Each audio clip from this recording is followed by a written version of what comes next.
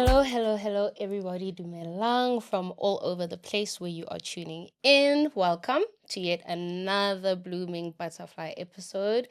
Thank you so much for the comments and the engagements, the subscriptions, growing our community. You guys have been so supportive. Today, I have somebody. I've been waiting for this guest, guys, from season 1. Let me expose. Fair. But That's in fair. all fairness, I was wrong in acrimony. As I said, continue. Tell the story Let me. as it unraveled. I was as wrong. how it unraveled. I apologize. It's okay. We have Refilwe Matabane, Yes. Fifla. As most of the people on the streets know. Yes. Thank you so much for coming. Thank you for having me. I feel honored that you asked me Of course, to come and have a really deep chat because I feel like we're about to have deep chats. Yes, we are. You I are. don't wanna, like, You're a deep human being. You have substance. Oh, shout outs. But you're one of the people in my lived experience that I've been seeking out like for years. Be it to DJ at a farewell party or to be included in like an event where I think like, nah, man, like, or just even in a personal space as a person. Yes. I think I'm very drawn to you. So when this space got curated, it was just an obvious choice for me. Because I see you, man. I think you are you are a vital addition to this life space. Damn. That is like the kindest thing anyone's ever said. It's reassuring. Okay. And the reason why I'm saying it's reassuring is like sometimes like when I sit with myself, for example, and I'm like, am I really doing what God has sent me to do? Yeah. So I'm just saying, like, when you get reassurance from other people and they say things like that, so it's touching. So thank you. But for me, it hasn't. Me, it hasn't been about what you do. Yeah. So when I met you in a personal space through friends and a social circle, it's just your being that is vital. You're very calm, yet energetic and extroverted and out. But you're not that your extroverted part isn't authentic, but I think in your nature you're very loving, kind, welcoming. I'm very drawn to people like that, right? Yes. And you're vital in that I've come to realize over the years that you don't see you and you've come to see you. I'm starting to see me. Yeah. I think turning 30 has been such a crazy turning point in my life. And I guess it's because it's around the Saturn return times. A former mentor of mine spoke about how I'm about to have a Saturn return. And I know I disappointed her. What is that? So I once had a meeting with her and she told me when I was 28 that I'm within my Saturn return. What is a Saturn? Every 27 to 33 years of your life, a lot of old habits die.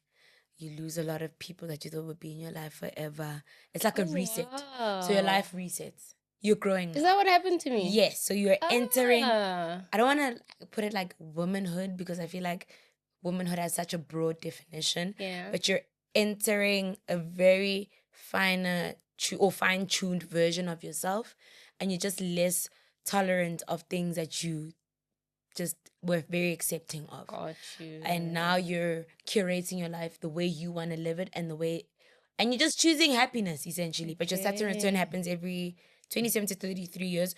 So when we turn, my math is so bad, like what? 60? Yeah. We're another Saturn return. And I think we do because, I mean, my mom, when she entered 60, she changed a lot. Okay. I saw a calmness in her. Okay. And she's more affectionate. My mom's not really like, she's never, like growing up, I'm saying. Yes, she's the best mother. Like, trust me, I have the best mother. I mean, we can all compete. But what I'm saying is, like, because she was a single parent and she had to make things happen, I understand that there are certain things maybe that she wasn't paying attention to, right? And affection, I think, being like a really strong element. But now that she's growing older, she's way more affectionate. Like, it's weird. But it's beautiful to experience. Sorry, I just went on with the No. It's interesting. I mean, okay, I'm now just reflecting as you're speaking on myself. Is that what happened? Because a lot of those shifts and changes happen between 27 and 33. Okay, let me introduce you properly. Okay, let me put some respect on this lady's name. Okay, Refilwe Fifla, as most of us know you. You are a former strategist in marketing. Yes, a former strategist in advertising, Yeah? And you are currently a YFM DJ on a show called Sundays, 6 to 10 p.m. is where we catch you with all the greatness. Yeah. But you're currently working as a marketing manager at a record label. So big career shift there. Huge career shift. What led to, I mean, I watched a previous interview of yours that you did recently. You said you felt that you had done all that you needed to do in marketing and in agency work. Yeah. And you were led to a record label because you're thinking of shifting your musical career. Yeah. Be it producing or album making or yeah. I mean, just talk me through a bit of that. So I think when I started DJing came at a very integral part of my life where things were shifting, where I was growing as well. I think I was about 23 when I started. Oh my gosh, I was 23. I'm 30 now. Anyway, so I was 23.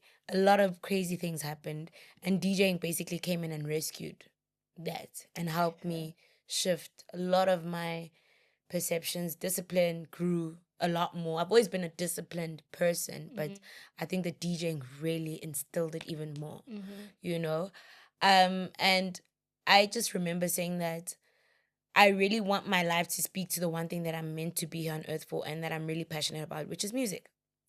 And I've curated my life to speak to music. So what I do on the weekend is music. What I do during the week is music. Okay. So I felt like advertising was not a space for me to grow. I don't think I fit in well in that space. There are a lot of important skills I did learn, but I just felt like I wasn't a strong enough strategist for where they placed me. Okay. And what I'm saying is, I think some of the brands that they made me work on just didn't speak to me. I wasn't passionate about them. And strategists, or like when you work in advertising, you need to be passionate about brands. You know, there were certain brands that I liked working on, and it was quite evident in the work that I would then produce for those brands. And then there were other brands where I was just like, oh my gosh, like me banking. But it's so funny. Okay. I worked on a banking brief. I worked on savings and investments. And I actually realized I liked savings and investments because at that period in my life, I realized it's what I needed. Okay. And it was speaking to me as a person. The target market. For all those campaigns, I was the target market. So I guess I was able to assist client better. And that's when I came up with strategies that were getting approved like crazy. So that was my most fun time in advertising. And let me not even downplay the role that I played in advertising, because I've also won a pitch for a very huge detergent brand for an agency I worked for. And I was a junior strategist at the time. Okay. Didn't get the increase that I wanted. And that's why I left advertising, because y'all don't want to. It's very personal, this thing. It is personal. And if they see it, I don't care, because I'm grown now and I've let bygones be bygones. But in that period, I feel like I was treated unfairly for the amount of work that I was pushing out. I mean, in that period, I was hospitalized. And we'll get into that. But I'm just saying, like, I think the purpose I was meant to serve is for certain briefs, but also the people I met along the way. Because now when I get recommended for certain influencer campaigns, it's people that I worked with before. Okay. That I built a really good rapport with. And they were like, yo, I know a girl, I used to work with her back when. She's now a DJ. We think she'd be perfect for this campaign. Okay. So I think God sometimes puts us in, and sorry, this is me and my beliefs. I know that not everyone believes in God. No, we speak about spirituality here. I think God put me in certain places to build my character. Okay. I think advertising was just a character building exercise.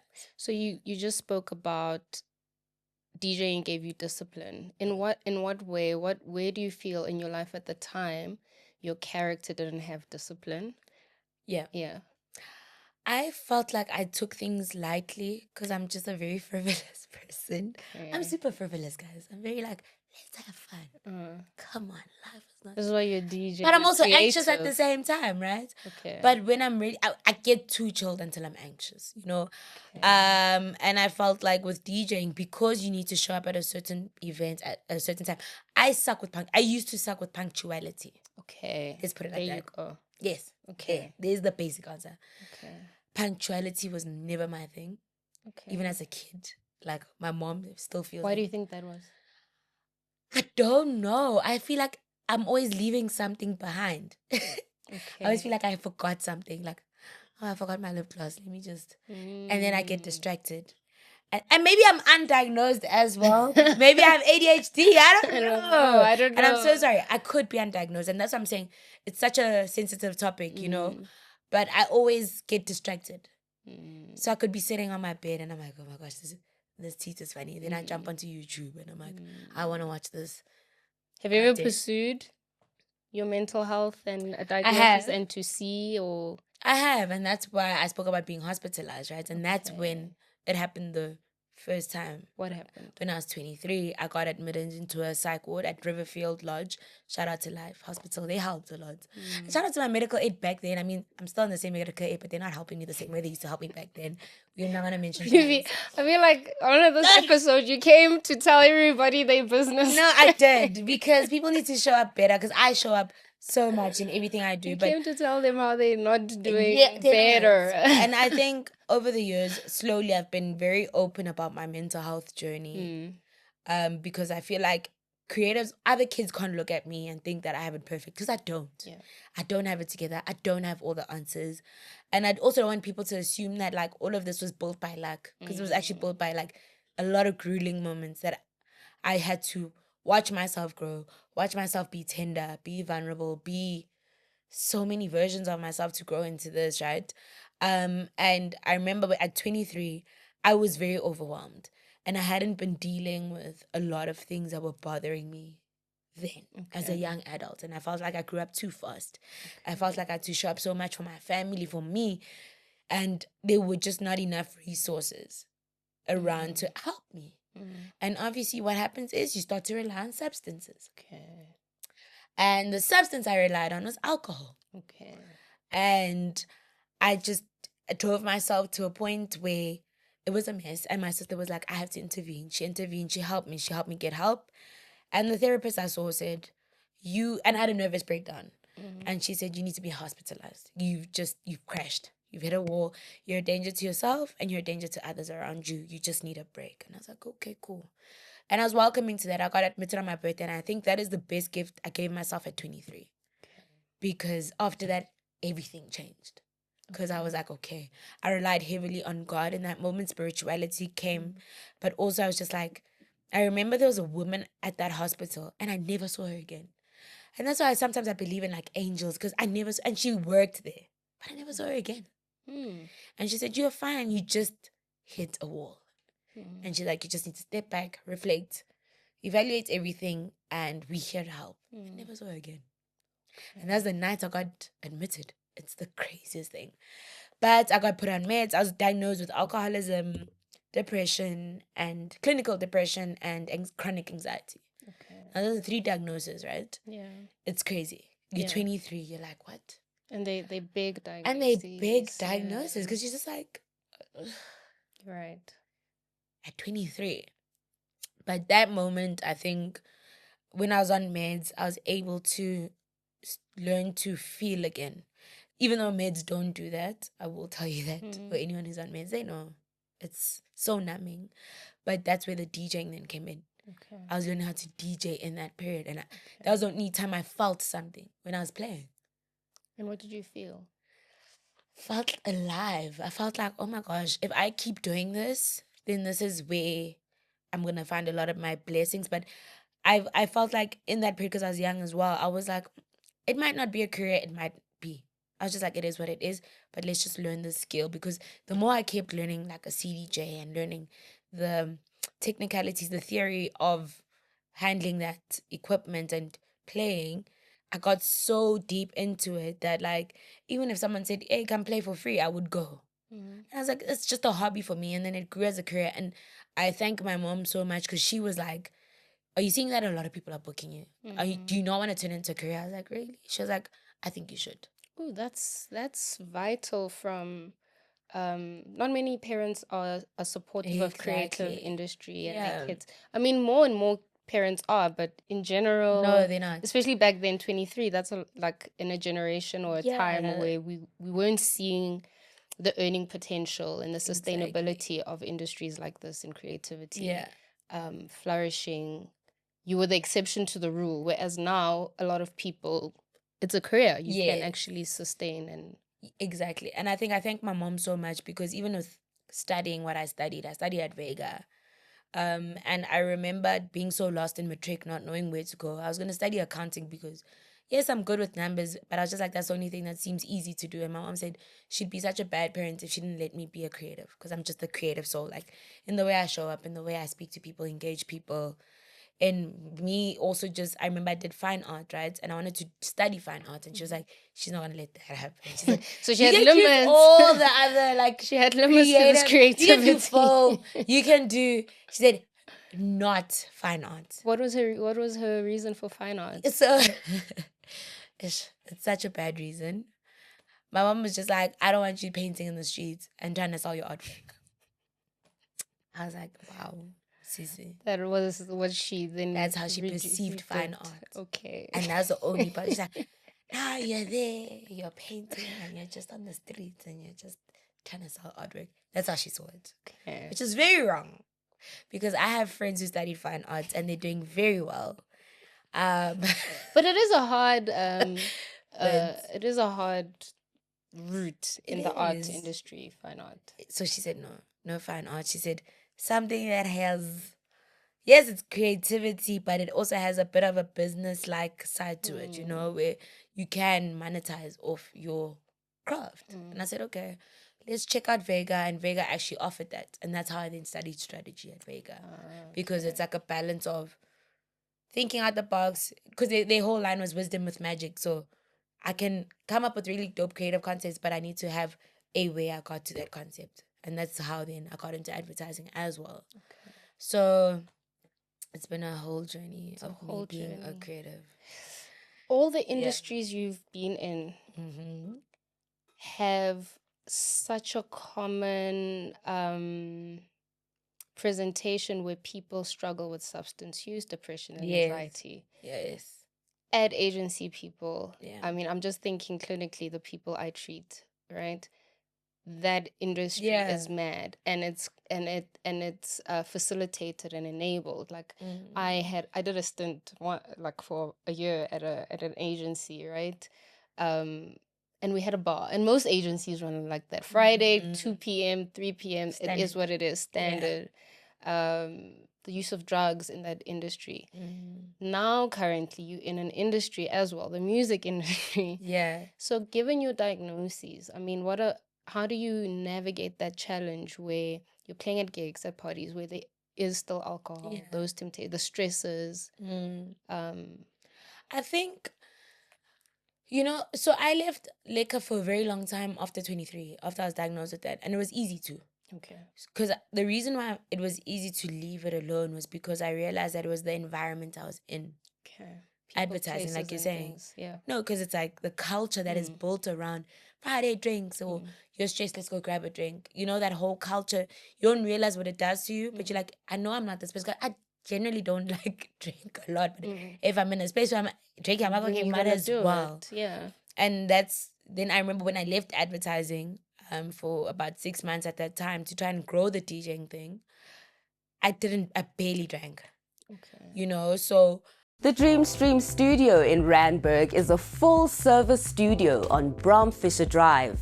It's perfectly suited for podcast, music recordings, and general video recordings. Backed up by an experienced editing and production team means you can walk in, record, and walk out knowing that everything will get done as you require. Our mobile gear ensures we can cover your video and live streaming needs on location too. We got the cameras, the lights, and the action to make you and your brand shine. Contact us now, studio@dreamstream.co.za, and we'll make it happen. Dreamstream, a place to create yourself. And now I know you're asking me because music is the same thing. I was younger then, I'm older now, I'm wiser now. Okay. And that's where the discipline also kicks in, I guess. Okay. With your habits. Okay. I know the kind of DJ I am. I know what I want to achieve. I know what I need to protect me and my brand. Right. So I know that I have limitations and I need to be strict with them.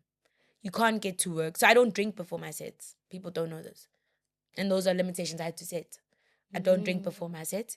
Yes, I sometimes drink during, because then some people may be like, I've seen you hold a shot. Yeah. That's not the point. I mean, obviously, I'll have a shot just to calm the nerves. But a lot of the times, even if I'm still chilling, I'm very calm. You know, and I have usually my closest people around me. And then we go home. Okay. But it's never like you'll never find me walking and drunk. That I can. Yeah, I've never seen that. I think you will never find me walking into. I'm very professional. I treat DJing as a very, because it is a professional environment. To the point where I've seen you get angry when the you've sound been booked and the environment isn't professional in the. And you've seen me, the provision, be it like the equipment, the timing, is bad, or, the time. Yeah. You've shifted times. I got there. Treat it as a profession, because it is. It's my job. Yeah. Even with, I know that there was a time I had a chat with people and I said, if you're not going to also, unfortunately, and it sounds wrong, what I'm about to say sounds very wrong, but you'll understand it, because I had this conversation with a very popular DJ who's been DJing for many years. She tells her friends, if you're going to come, please help in some way. Yeah. You can't come and just, it's not a fun. It's not for the ride. Because if someone that you're with messes up or is disruptive, it looks bad on you. Right. I think I treat DJing like a 9-to-5 environment. Please just be on your best behavior. Right. Because we're at work. We're at my work. Yeah.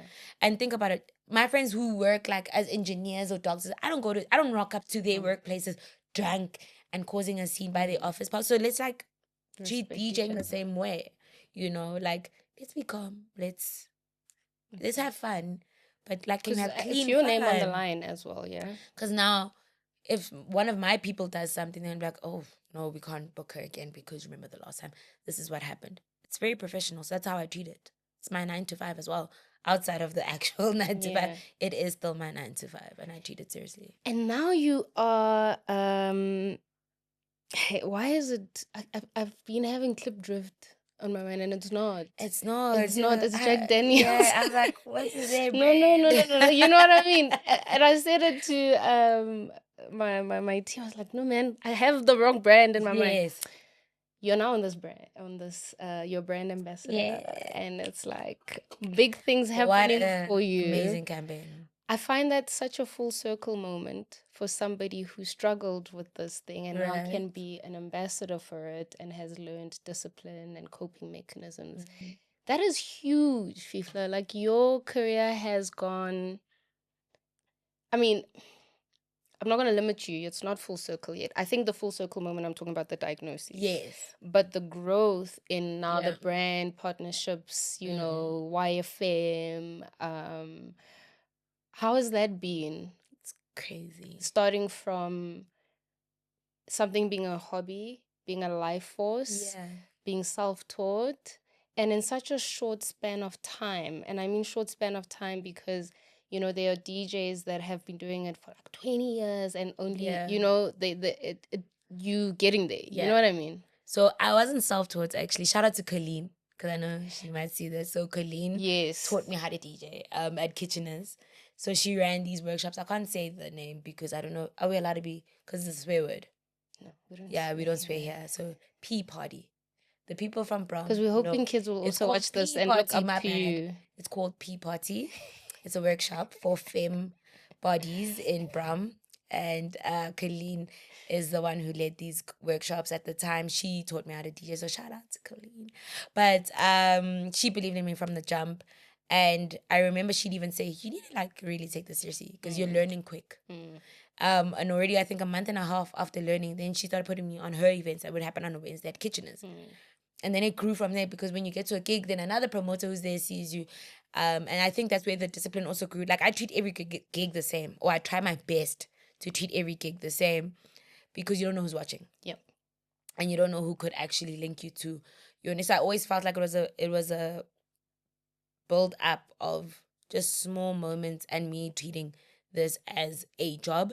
But it's so crazy how I felt like every single milestone or achievement I've reached is just like luck. I was in the right place at the right time and I met the right people. Do you believe in luck or because you're a spiritual person? Yes. Is it luck or is it How would we put it in spiritual terms? I think it's a mix of luck, but also just me reaching my highest self, or steps reaching highest self, or reaching self that is meant to fulfill certain purposes. Like finally accepting your gift. Okay. And then everything is being laid out for you. Because I would see it as God's purpose for you. Yes. So that's what I'm saying. So you can't be like accepting your gift. Yeah. And then watching it all be laid out for you. But I'm saying it's luck because also it's like, and it's preparation, I guess, to get to that moment, right? I just feel like it's also being in the right place at the right time. Because there are some days where I'm like, imagine if I didn't wake up that day because I was so sad about something that really took over my whole, Saturday or whatever. And I just was like, let me just sit and wallow in my feelings. I've had so many days of that, but I'm like, I need to get up and go. Okay. And there are some days where you like don't want to show up at all, where you just want to be in bed. And there's some events I didn't even need to go to. I've got a lot of the promoters I built relationships with is because I went to the event, even if I wasn't booked. Okay. Alone. I've driven to Pretoria. I've driven to meet a promoter. I've been supportive, but it's also so that person can see me. Because I had to market myself. Gotcha.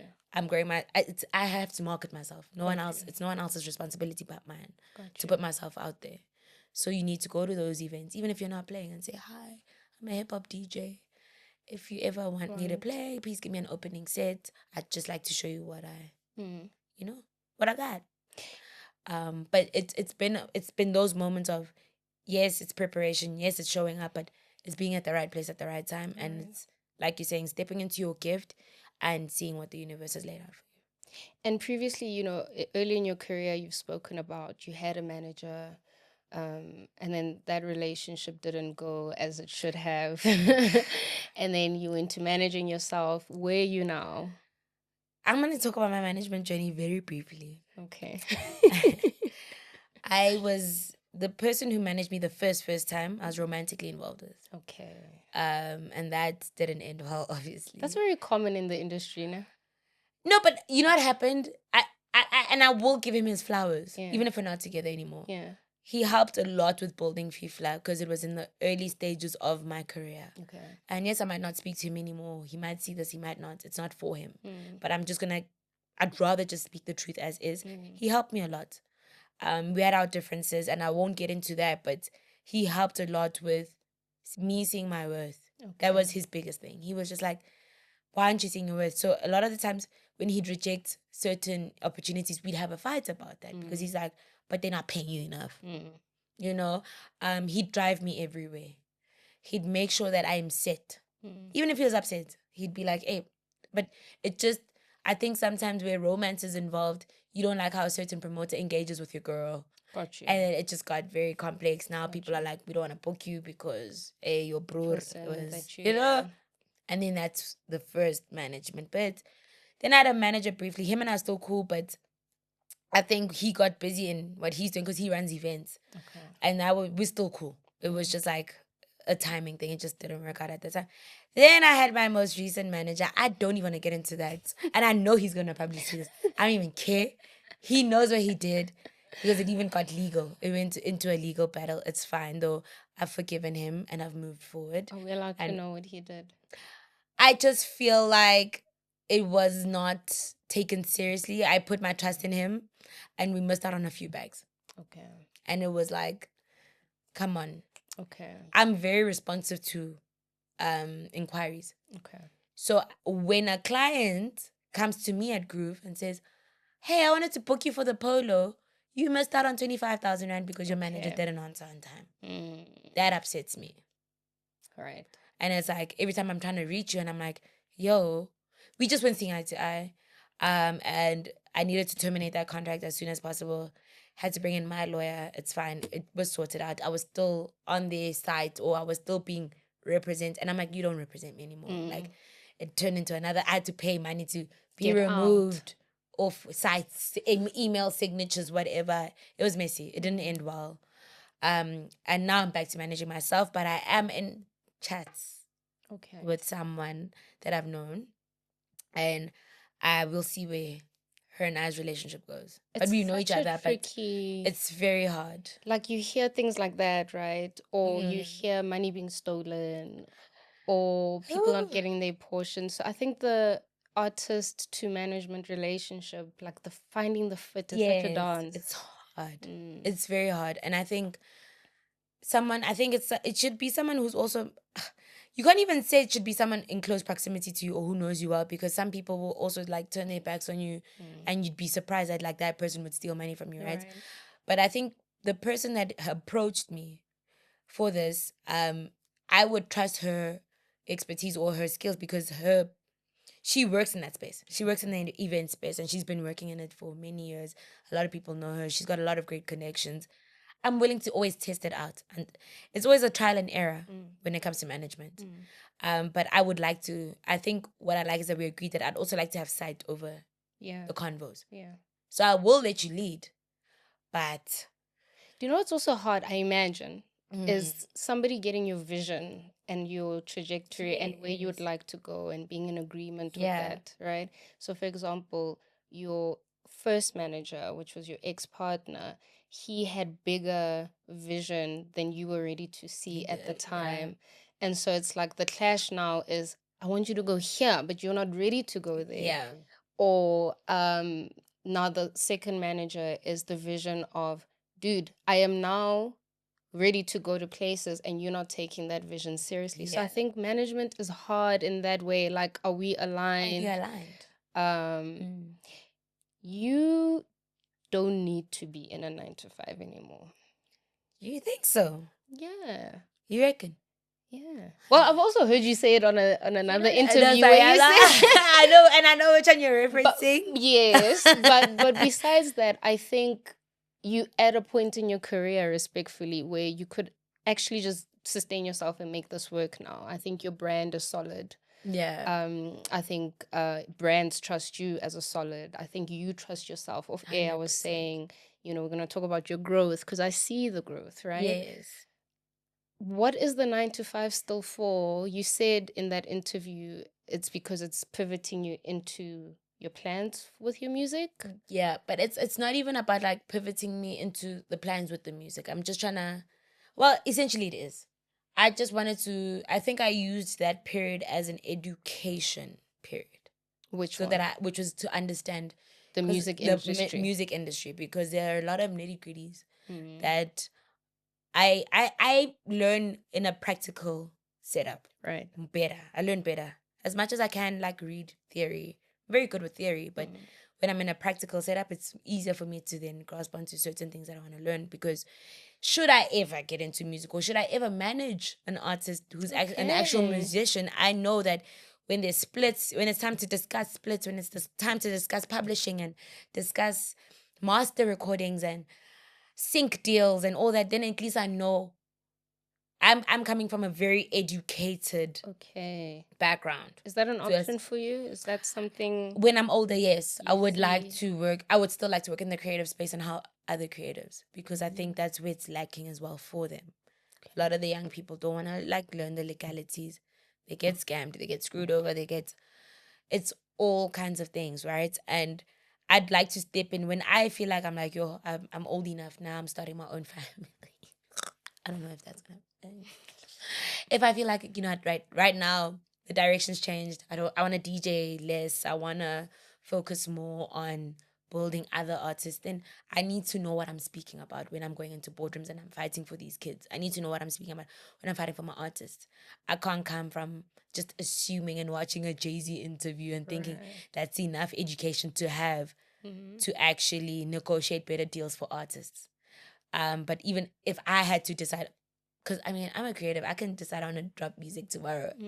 I need to know the process. I need to know from inception, from making the beat.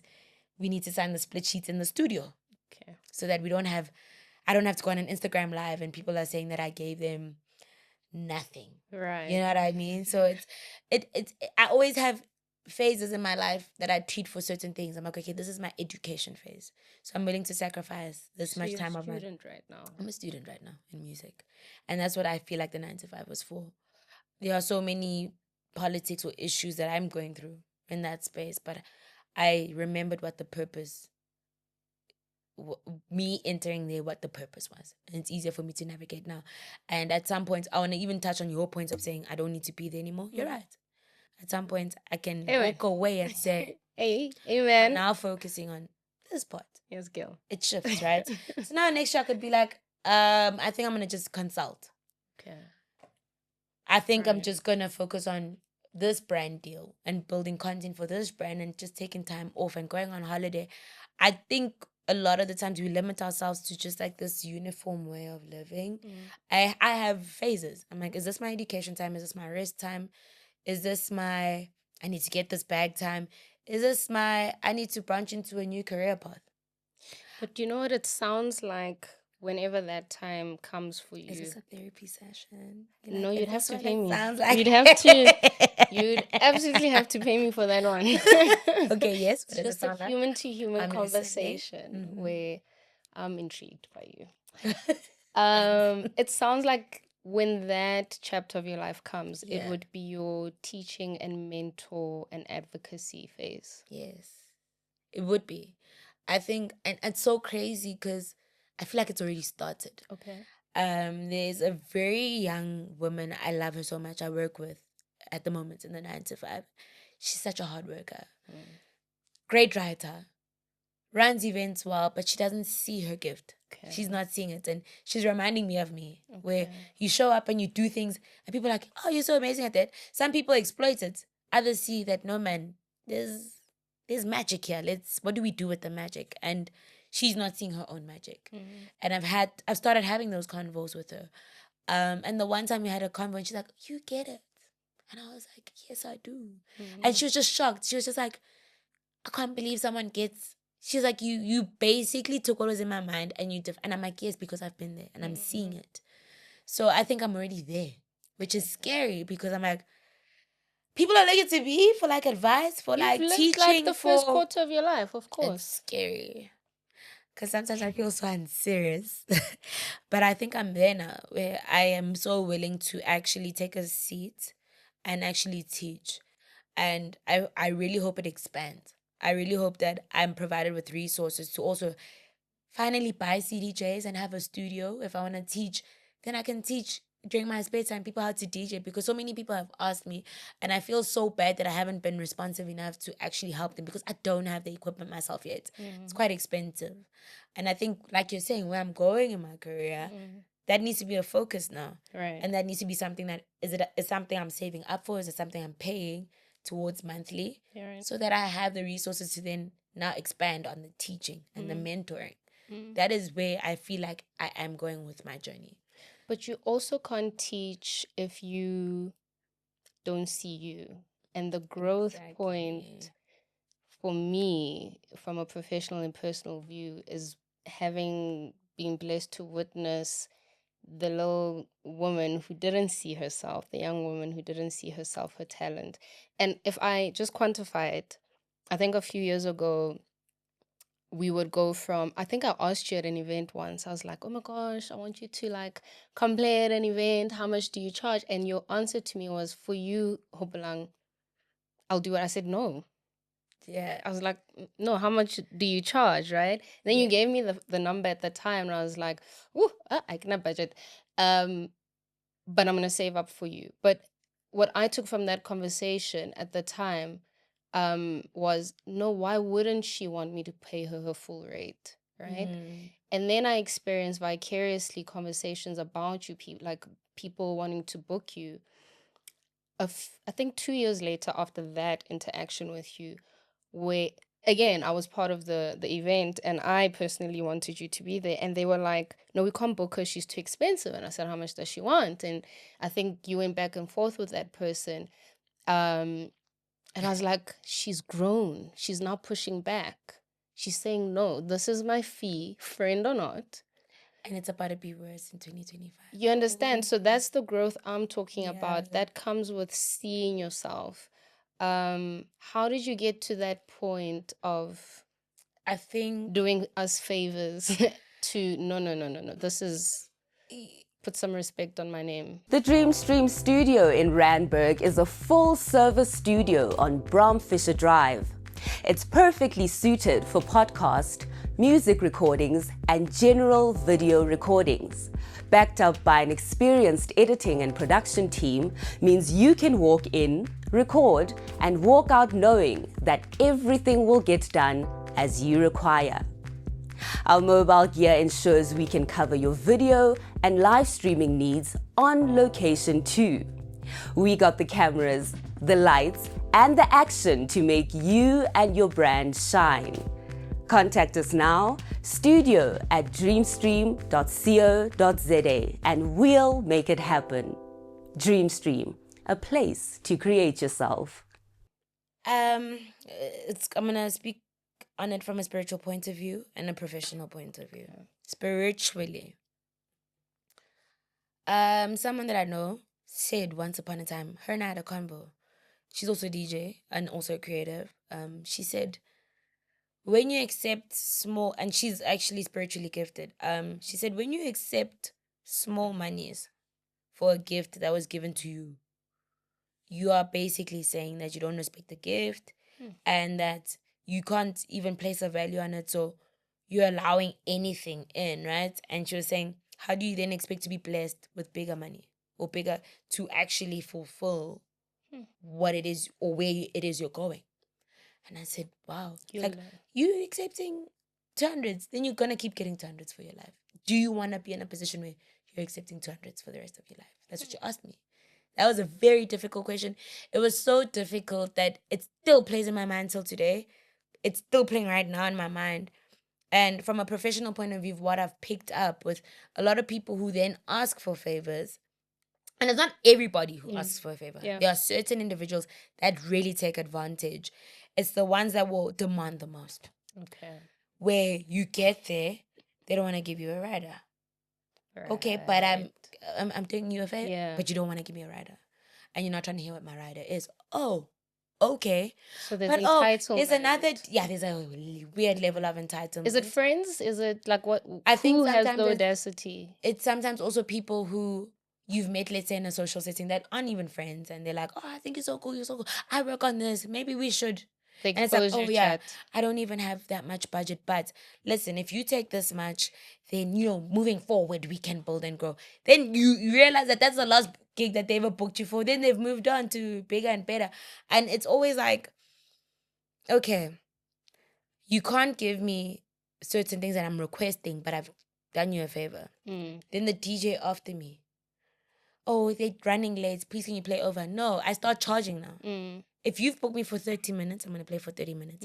If I play over 30 minutes, I'm now charging. And that's how I'm moving in 2025 and moving forward. Okay.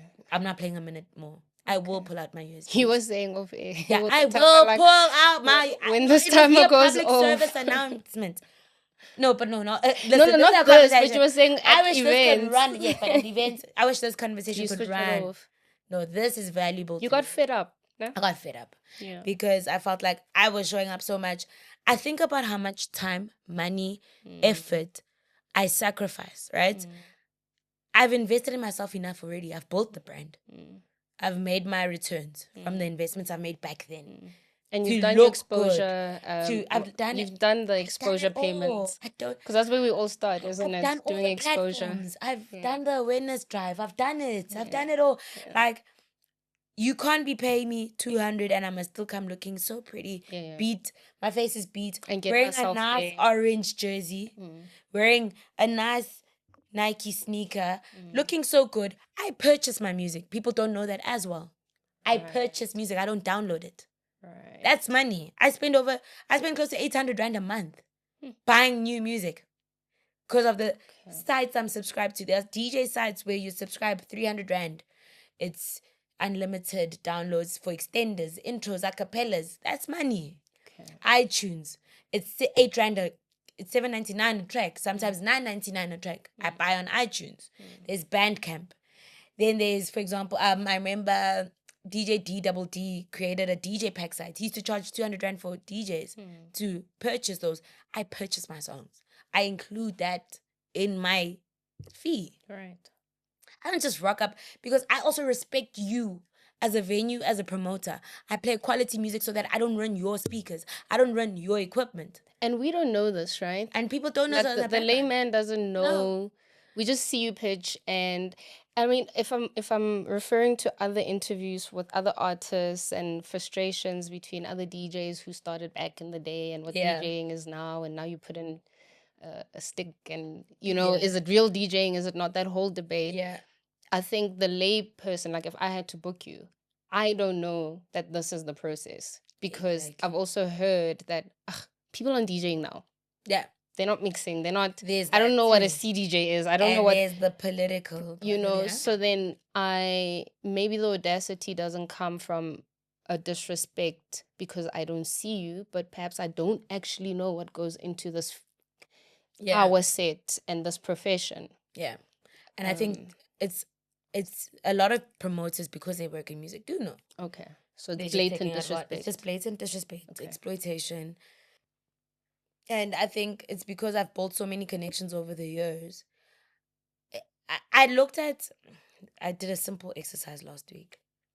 I said, let's look at all the gigs you've done this year. These are crazy brands. These are crazy platforms. I was even featured in GQ. Yep. Not everybody gets to feature. You understand? Do you understand? Not everybody just gets a GQ feature. GQ is a global brand. It is a global magazine. Yeah. And I'm like, even from that, I could get something else. Yeah. I'm on one of South Africa's largest youth stations every week. Yeah. I have a 4-hour slot. Yeah. And that people don't understand what it takes to get there. Like with I don't think disrespect of radio, but like the culture of radio has changed. Yes. Right? And viewership, listenership and blah, blah, blah, blah. But it's still not easy to break into that industry or that platform. But why do people still put FIFA brackets YFM on flyers if it's still not... Exactly. If it's still not a massive... Do you know what I'm saying? The radio is actually, funny enough, it's growing now. I think this young generation is starting to reinvest in radio, and I think the station I work for is doing so well in speaking to youth still. They're doing a great job. And I'm like, you're using the fact that I work for the station. You're using the fact that I am one of the names part of the station to help promote your event. But because when we see that, then you're like, we're going. Okay. But then still you don't want to quantify it in a sense of paying me my value and what I'm saying. And I won't even lie, from 2025, guys, the rate is going up. Yesterday's price is not today's price. It's going to be worse. And I'm more stricter. And God willing, if I do work with the person who is willing to manage me, it's going to be worse. She's worse than me. Okay. She's worse than me. Don't even hit my direct line. You're going to have to speak to her. Got you. All comes to her. Oh my gosh. So it's about to be bad. And now I want to host an event. It's fine, but like you, okay? You can call. Yeah, I need there are certain people that just speak to my heart. The ones that speak to my heart, it's such call a me directly. They know event. Themselves. You know yourself. It's okay. You see, purpose driven. Now, if you come at me, if you're speaking about mental health, I'm a huge advocate for mental health. I always believe as a person in life, you need to be an advocate for something. Yeah. You always need to be an advocate for something. Okay. Or an activist for something. But do you know And mental health is one of the things I'm a huge activist for, and education. Those are like two things that I'm very huge on. It's an event for the Black community that has all those elements. There's also GBV as well, which I'm a huge activist for. It's things like that where I really want to tap into that. Okay. More purpose-driven events. And for a purpose-driven event like that, of course. But I think any creative that has offered me their professional services, be it my friends in styling, or I respect the rate. No, you do respect the rate. I respect the rate. I would rather say, hey, I'm losing out. I'll see FIFA in 2025 and budget. But you always have. So I because I'm also in an industry where people negotiate my rate, and I'm like, no, fam. Do they? Yeah. A lot of people don't understand why psychologists are so expensive. One of the first conversations that people will lead with is, oh, but you guys are so expensive. And I'm like, yes, I'm dealing with your entire life. And it's heavy on you. And you have to, yes. And you understand. And you have to carry it. And now I have to help facilitate that. And I'm not saying don't negotiate a rate. It's what you're saying. There are certain people and there are certain ways to give back to the community. I have that whole understanding. But because I know what it means to be an entrepreneur, what it feels like to build a brand and be a person who also needs to provide and blah, blah, blah, blah, I'm very respectful of rates. Because why are we not... if a lawyer says to me their rate is 2.5 an hour to draft 5 sentences and I pay it because I put respect on their name and their field, when Fifi says she's coming here to play and make my event, because that's... you're contributing to my event in some way. That's why I'm asking for you, right? And she says she charges 25 grand.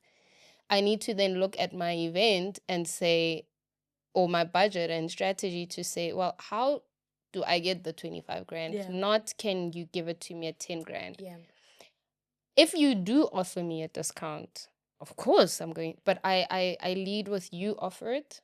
But if you don't, I'll just respect. I think it's important. We can't keep devaluing people's worth. I think it's a collective effort in trying to figure out how we all grow the things we value. True. If it wasn't valuable, why do you want her there? And that's what I'm saying. Even you being a psychologist, you're helping other people. That's such a huge gift. And it takes so much of you. And that's what I think some people don't realize, how draining it is to sometimes service people. Because you already come as a human being with your own issues. You come with your own problems. And someone is now offloading their issues onto you. But that's because you were given a gift to serve others too. But sometimes, like, who's healing the healer? And if it was as easy as, if therapy is the same as talking to a friend, then go talk to a friend. Yeah, then go talk to a friend and you see. come in because you realize there's a difference. It is. Right? It's a different thing that we're doing in the room. I will always be an advocate for therapy and paying for it. And shout out to my therapist as well. She said she also played a very integral part in helping me be where I'm at. Okay. I've had the same therapist for the last 7 years, guys, since I was 23. I've had mine for 10 years. You see? Same one. Same and one. It's like the fact that you can still go back and use this person as a sounding board. I was literally in a session with her last week because I felt like there was an area in my life I needed to fix, because I'm like, I'm working on greater things now. Right. I need a sounding board to say, I think I'm going insane. Please help me. And sometimes I also step back, guys, in the midst of all this chaos. And it looks fun. It looks nice. But I lose my mind sometimes because I'm overwhelmed. And I didn't even realize how burnt out I was until I spoke to her. And my burnout was, besides it being physical, was also mental and emotional. And one of the biggest reasons for my burnout was that I've extended so much of myself to people. And I've been too understanding, and I've been too accepting of, it's fine, I'll do this. I can't anymore. And I think she highlights it. She's like, you're already starting to view yourself in such a very positive light. Your self-love has like grown immensely. You're a recovering people pleaser as well. I am a recovering people pleaser, and I've learned the one theme this year that stood out for me is that I'm no longer in survival mode. Okay. I've lived in survival mode for too long. And I'm no longer comfortable in that place.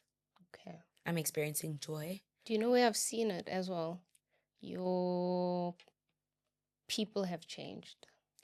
Ooh, you saw. I'm observant. My people have changed. People have changed. And dare I say, I don't know, don't come for me. It's okay. Also, where you're going to find me. It's a safe space. Don't tell a guy. It's a safe space. Your people, I dare I say, correct me if I'm wrong, I think at the point where your people, places, and things changed, I see the shift in your character and I see the shift in your career. It elevated. And I'm not coming down on those people.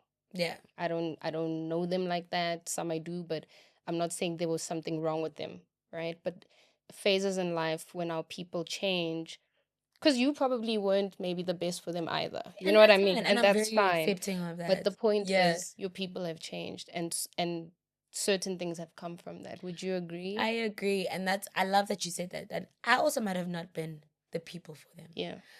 It's so important to always be able to introspect, reflect. I have not been perfect. Yeah. Right? In a lot of situations, scenarios that have played out, in friendships ending, in relationships ending. Yeah. I'm not perfect. None of us are. I have played a role in a lot of things. Yeah. But if there is one thing that I did do this year, is I prayed a very powerful prayer and I said, God, if you're going to take me there, then remove what needs to be removed. That is a very scary prayer, because he answers it. Because he answers it swiftly and you're like, no, that was that. I didn't mean that one. Like, I think of the losses this year, right? I mean, some losses were not even intentional in the sense that, like, I haven't spoken to certain people that I was really close to. Because certain people are on their journey. I've seen some people on their own spiritual journey, and I know I've not personalized it. Okay. That's her journey. Right. Mine is also this way. It's just not in the same direction, and it's okay. And none of it is And there's no bad blood. Yeah. There's no hard feelings. It's okay. We all go our separate ways, right? Funny enough, one of my losses this year was someone that I remember I was starting to know who was very close to me. And I was starting to feel uncomfortable around them. Because I'm like, okay, now I'm at a stage where my values and principles really do matter. Okay. Like, it's not a play. It's not a joke. Life is no longer a joke. Right. Like, if you're not in alignment with my principles and values I was raised on, and the principles and values I want to carry forward. And the values that I used to take as a joke. Exactly. And now through growth, I'm seeing that I can't take them as a joke. Then, unfortunately, we can't then be on the same wavelength. We therefore can't do this journey together. And it's been so hard. But I had a loss about 2 years ago that was very heartbreaking. A friendship breakup that, man, it broke my heart. Guys, friendship breakups. It broke my heart so much. And I had to mourn it alone because we never spoke. And it's fine. She has her own way of how it played out. I have my own way. I don't even want to get into the nitty-gritties, right? It taught me that if I could lose that person, because I thought that person was going to be in my life forever, then I treat loss as what it is. And what it's meant to happen. Okay. It was meant to happen. Okay. It's that whole, I tweeted about it that, like, have you noticed how when you lose someone, you just don't see them anymore? Like, even if you live a street away from them, you won't see them because, and then I went on TikTok. So Nolwazi, someone tweeted me that I know. She said, it's called the Lost Encounter Theory. And I went on TikTok and I spoke about it. And they said when you, as two souls, you guys have both learned the lesson you learned from that bond that you guys had and which is broken. There's no need for you guys to have an encounter again. It's okay. And it's okay. The Lost Encounter Theory. And I said, it made the healing easier because I said, it's fine. Because they are, the friendship breakup is a big one. We don't talk enough about it. It's a whole hour of it. We should have another hour about it. All right. I think. Well, that means you're coming back. Of course I am. This has been so amazing. To her new manager, she's coming back. But I think they are so painful. Dare I say, they can tend to be even more painful than a romantic breakup. Fully. Because I think there isn't enough chats about how seasonal friendships can be, and some should be. Yeah. We've been taught as a society that friendships are this lifelong, and some are. Yeah. But many aren't. They're not. And that's okay. And that comes with a lot of grief processing. Yeah. But talking about friendship, the one that I've observed a lot is, I hope I pronounce her name properly, DJ Kifefe. Yes. I've seen that bond. Yeah. Who is she to you? Like, she, and when I say, like, what is the meaning of her in your life? I see that you do life with her. You know what I mean? You're not DJ friends. You actually do life with her. I think we've gone through a lot of ups and downs though. Okay. She'd agree if she watches this or when she watches this. Fefe came into my life at a very integral part in her life, and she was going through a lot of massive changes in her personal life. Okay. And I was going through a very crazy, tumultuous relationship. Okay. Which she could relate to. Okay. And she was helping me navigate that and showing me how much more I can grow, how much more I can actually embrace my own beauty and actually like get out there. Because I think I've always been so timid and, it's fine, people can.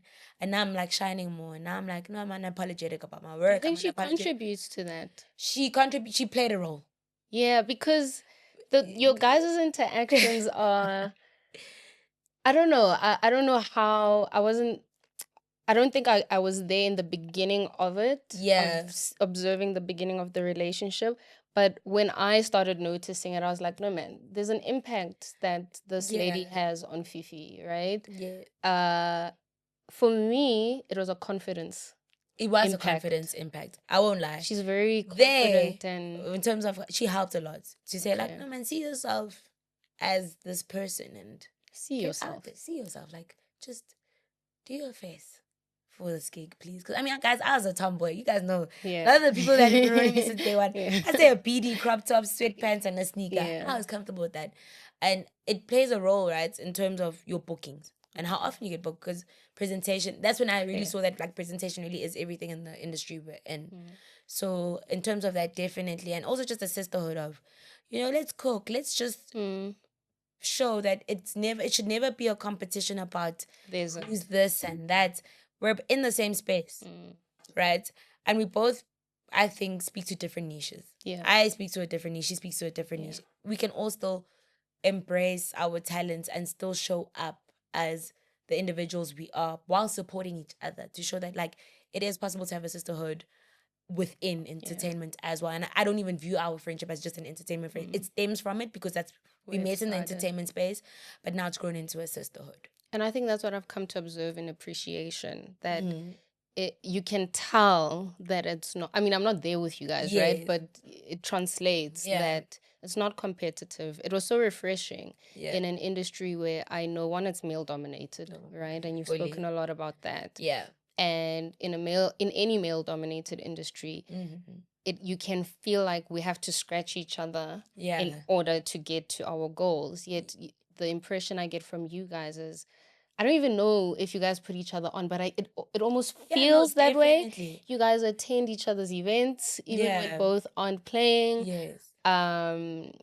You can see with the dressing and it's the kind of friendship where I can tell that none of you are going to let the friend go out in the world as a sharp. Yeah.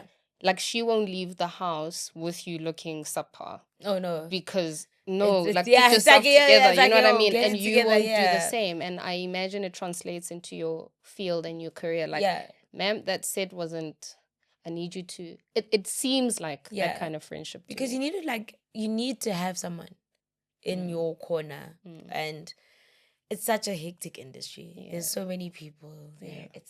It's just heavy. It's noise. It's literal noise, And to have someone ride through that noise with you, to have someone next to you riding through that noise with you, makes it even better and easier to navigate through. Are you going to drop music? So 2025, what we can know is that... Not in 2025. I mean, 2025, what we know is that you cost more, so we must budget and grow our Yesterday's pockets. price is not today's price. Right. Is it still an educational year? It's more of a selfish year. Okay. Next year's my selfish year. I'm making a lot of big plans for myself, not even just as a DJ. It's a lot of selfish plans. Like, I'm going to do fun things. Like what? Travel more. Oh, okay. Love. That's where my money's going to go. Okay. It's just going to be experiencing music globally for myself. Okay. I've seen a lot of people put in money to go see their favorite acts. I think it's about time I do the same. Okay, and this is why we need to pay you. And that's why you guys need to pay me, because flights are expensive. Flights are crazy. Visas are crazy. Fulfill that dream. And I'm putting it out there, and I'm not even afraid to put it out there because it's going to happen. Yeah. Whether someone is like, it's going to happen. And this is part of my manifestation because I really need it to happen. You know why I like that for you? On a serious note, like, the reason I said earlier I gravitated to you from the jump is because you pour so much. And I think what's admirable, and I love it for you, is that now you can see why you need to pour into yourself. Yes. And you're actually actively doing it. Yeah. I don't think you're doing it from a place of malice. Never. Or even if initially it came from a place of frustration, any human being would be, when you are being taken advantage of and not putting up boundaries because you're learning, right? But I love it that you have come to a point where now you can not only see you, but pour back into you, because then 100%. We are also then going to get a wholesome, different you. You know, the energy translates. Exactly. I've really appreciated that. I'm so excited for your brand deals that are coming. Woo! I received. You know, when I saw Jack Daniels, I was like, girl. Thank you, Hopelang. Yes. I was so proud, man. I receive. I receive. I can't wait to see what's next for you. Thank you. But we have a tradition here at home. Okay. Where I'm going to ask you to trust me a little bit. Yes. And close your eyes. Take a deep breath. Don't worry. Just tune into your 5 senses and see the images in your mind. Feel your texture in your hands. You know, sense of smell. Money. And just think out loud for 30 seconds with us. I want you to think blooming butterfly, Refilwe, Fifla. What's next for you? Like you said, brand deals. I definitely see a lot more collaborations. I see myself stepping more into fashion, and beauty. Those are also other like. Do I still have to keep my eyes closed? No, you don't have to. Oh, you can. Yeah. Fashion, beauty are my like next steps now. I mean, obviously, in addition to the music, I really love clothes. My love for clothes is crazy. It's just that like sometimes I can't afford the pieces I really want, and I will be able to. And beauty, I'm now getting to makeup. I'm getting to skincare. It's such a fun industry as well. So we'll see how that also all comes together. But it's also tapping into other industries to also just explore my creativity more and not limit myself to that. I see a lot more travel. And it's not even about creating content, about traveling. It's not even about selling travel as content. It's about me really seeing the world and being even more inspired to pour back into those things that I just mentioned. Pour back into the music. Pour back into... Where's the first destination? Good question. Okay. Zanzibar. Yeah, Zanzibar. Okay. Tanzania. You're going to go swim with the turtles? I want to do that, and I'm going to do it. That is beautiful. So it's more travel to also just see the world. I've been wanting to see the world for the longest time, and I feel like now's the time. Now it feels like I've turned 30. I want to see the world, and I want to be able to grow. I'm more responsible now as well, even with my money. I need to just put my money in the right places now. It's no longer about... Like 30 minutes ago, you said family. Family, ooh. Yeah, not now. That's why I want to travel. Okay. Because, I mean, that's going to hold me back from traveling right now. But, I mean, it's a near future thing, hopefully. God willing, inshallah. Listen. I thought multiple times, I was like, what is the purpose of this interview? Must I go into Fifi's relationship treatments? and we need 2 hours for that. And we need 2 hours. I love them so much. Have you seen it? Are you going through it? But I'm like, no. Yeah, she got the green access, guys. She knows a lot of things that happen in my life. But we'll have a 2 hour episode for that. That's gonna be so funny. So when you come back, yes, for season 25, you would have been to Zanzibar, to Germany, to all of them. Those are to Berlin. I'm trying to go to Berlin. I'm trying to go to Amsterdam. It's all happening. You would have had a manager that's aligned. You would have increased your rate because you're worth it. I would be traveling because now international gigs. Because you know what I mean? I'm worth it. Is there a festival or an international gig you aspire to play at? I aspire to play at a lot of international festivals. I think there's one that happens in Atlanta. It starts with an S. I forgot it. That's one.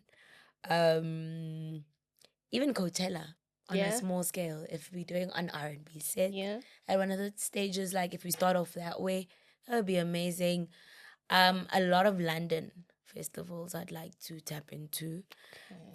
Because as I feel like my market is, especially even with Sundays, I'd like to see myself tap into a lot of the London festivals. That's where I really want to play. A lot of Amsterdam, just a Euro tour of dope festivals. What's it? Glasgow. Yeah. Yes, like we're doing all of them. Passport girlies. Yeah, let's go. I can't wait. I can't wait to see. Yes. I can't wait to see. Thank you so much. Thank you, Hupula. Thank you for your time. Got you. Bye-bye, guys.